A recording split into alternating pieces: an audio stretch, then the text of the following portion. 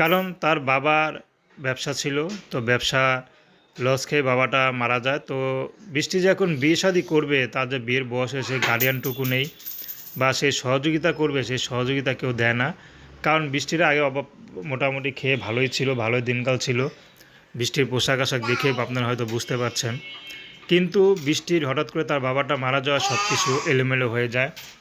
তো এখন যে বৃষ্টি বিয়ে করবে সেই অবস্থা নাই। তার পরিবারে মা আছে, ছোট একটা ভাই আছে। তো ভাই তো ছোট, তো বৃষ্টির বড় কোনো ভাই নেই যে বৃষ্টিতে দায়িত্ব নেবে। তো তার মাও পড়াশোনা করেনি বেশি, বা বেশি কাজ বাজ জানে না, তো কী করবে, দিশেহারা হয়ে গেছে। তো পরের এক বাসায় ঝিয়ের কাজ নিছে তার মা, কারণ এখন তো পেট চালানো দায়। তো ইজ্জত বাঁচাবে নাকি পেট চালাবে, কি করবে? তো শেষমেশ পেটের ক্ষুধা সহ্য না করতে পারে তার মা পরের বাসা ঝিয়ের কাজ নিয়েছে। কাজ করে যা পায় তা দিয়ে তাদের মোটামুটি